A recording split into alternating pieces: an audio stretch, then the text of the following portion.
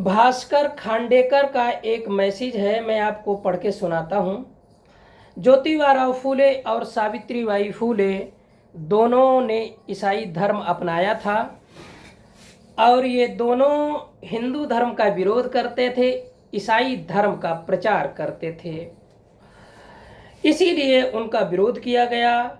वहीं काम अब कुछ वामपंथी विचारधारा के लोग कर रहे हैं। नेहा भी वामपंथी है, इसीलिए विरोध तो होगा, ये भास्कर खांडेकर कह रहे हैं। और ये क्यों कह रहे हैं?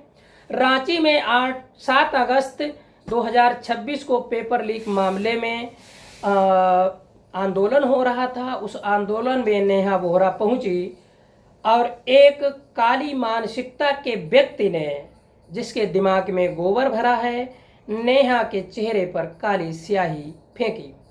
इस पर नेहा बोहरा ने कहा कि साहब, आपको अगर पता होता कि स्याही फेंकने के लिए नहीं बल्कि इतिहास लिखने के लिए होती है तो शायद आप कभी नहीं फेंकते। आपका वर्तमान का अतीत और समय, धन, सब कुछ बर्बाद हो गया है। ये वीडियो जब मैंने कल सोशल मीडिया पे डाला तब इस बात को लेकर इन्होंने ये मैसेज लिखा है।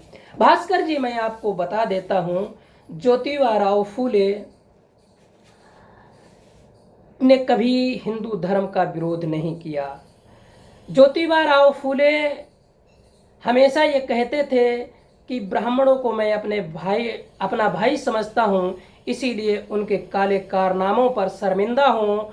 कभी तो तुम्हें समझ आएगी, लेकिन वो समय रहते नहीं समझे। इसीलिए ज्योतिबा फूले ने अपना एक रास्ता चुना, संगठन बनाया सत्यशोधक समाज, जिसकी वजह से बड़ी संख्या में आगे बढ़े।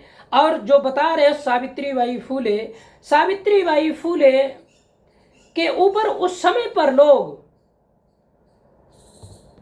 जो गोबर कीचड़ फेंकते थे, और गोबर कीचड़ फेंकने वालों की नस्लें अगर आप अभी जिंदा हैं तो आज भी सावित्रीबाई फूले की विचारधारा के लोग, बेटियां आज भी मौजूद हैं। इसीलिए पेपर लीक मामले में सरकार के साथ आंखों में आंखें डालकर सवाल करती हैं, लेकिन गूंगी बहरी सरकार के सर पर जूं तक नहीं रेंगता है।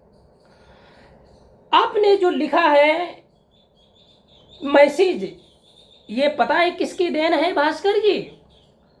अंग्रेज हमारे देश में आए, ये दुर्भाग्य है, लेकिन सौभाग्य की भी बात है कि अंग्रेज भारत में आए। जो आपने मैसेज लिखा है यह अंग्रेजों की ही देन है। अगर अंग्रेज भारत में समान शिक्षा नीति नहीं लागू करते तो आप आज भी किसी बड़े सेठ के घर में गटर साफ कर रहे होते, टॉयलेट साफ कर रहे होते, और आप कह रहे हो वामपंथी।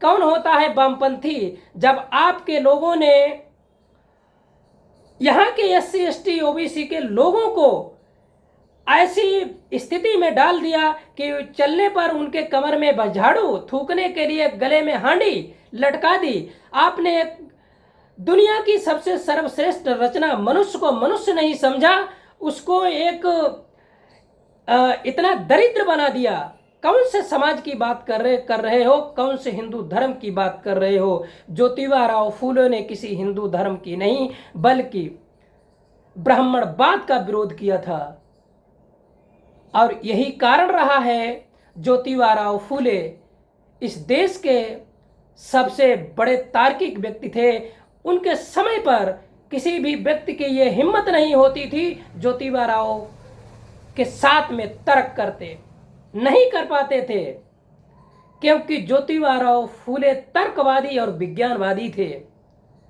और आप बात करते हो सावित्रीबाई फूले की, वही सावित्रीबाई फूले जिन्होंने देश की सभी बेटियों के लिए, आपकी हमारी सबकी बेटियों के लिए सबसे पहला विद्यालय महाराष्ट्र पुणे में खोला।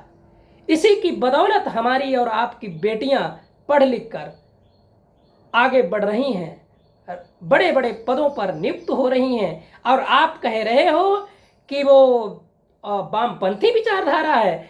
ऐसे धर्म का क्या फायदा जिस धर्म ने अपने ही धर्म के लोगों को नीच, शूद्र और दरिद्र कहा हो? क्या होगा? साथियों, इस बात से अगर आप सहमत हैं तो इस वीडियो को ज़्यादा से ज़्यादा शेयर करें।